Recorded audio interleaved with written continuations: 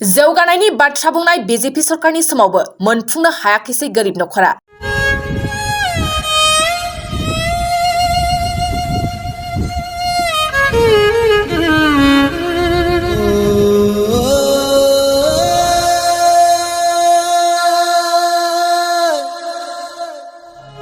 Cabinet मंत्री जयंत मल्ल बरुवानी नखर बियाब नलबारिनि 18 नं बालिथारा गाव पन्चायतनि सिङाव थानाय बालिथारा गामियाव आसाम सरकारनि बिथांखिखौ मोनफुंनायाव फेलें जादों।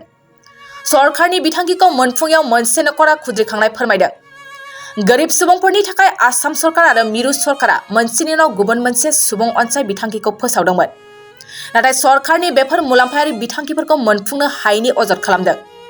मिथिनाय बादिब्ला नखरनि लोरबां थासारिजों दुखु गोनाङै सान हर बारहोहरनाय गोरिब नखरा सरकारनि न'नि थाखाय फारिलाइयाव मुं थिसननाय जादोंमोनब्लाबो फेलें जादों जुलि जायै नखरा। लोगोसेनो बे समाव गुबुन गुबुन बेरामजों भुगिनांदों साब्रै बिदा फंबाय बिब' बिनानावा। बेनि फारसे मन्त्री जयंत मल्ल बरुवाया मा राहा लागोन फैबाय थानाय समासो फोरमायगोन।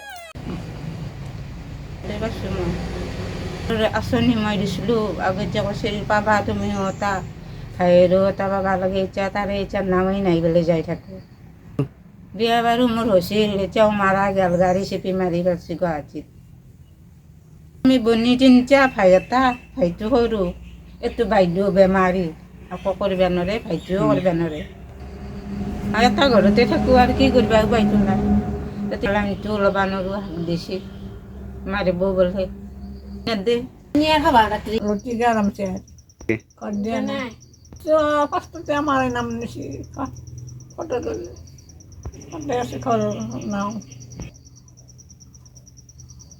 बहुत ला कोसी एमते गाना पाओ एमन बाजार कराओ ना मानु ना त्या खरो ना पाऊ ते की करू अरे राती बोई से को ओरे तेरन लद लेराम सेरी की गे दिदिम जिया आई बेनंगे खदा खदा रे गाली नहीं मीटिंग सिटिंगे लगाने बखाने लो लई जे भात खाइ जा तो याते आमारे कापुरी पिन कापुरी नाही हे एरिति जे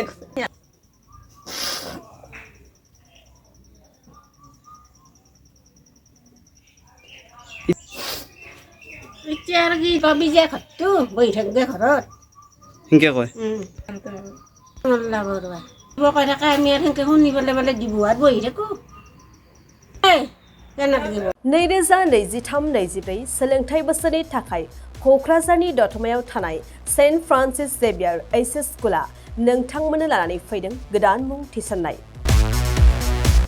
दतमानि बोरसिजरा गामियाव थानाय सेन्ट फ्रान्सिस जेभियार एचएस स्कुलाव दायो आर्ट स्ट्रीमाव 11 थाखोनि थाखाय गोदान मुं थिसननाया सोलिगासिनो। बोसोरै फरायसाफोरा मोजां जौखोन्दो लानानै उथ्रिसारनो हानाय बायदिनो बे फरायसालियाव नोंथाङाबो गुनगोनां सोलोंथाइखौ लानो हागोन। लोगोसेयैनो बे फरायसालियाव सोलोंथाइनि मोजां थासारिखौ बिथा खालामनानै हौवासा आरो हिन्जावसानि थाखाय आलादा हस्टेलनि खाबुबो दं। गोसो गोनां बिजाथि एबा फरायसाफोरा आर्ट स्ट्रीमाव 11 थाखोनि थाखाय मुंखौ सेन्ट फ्रान्सिस जेभियार एचएस स्कुलाव थिसननो हागोन।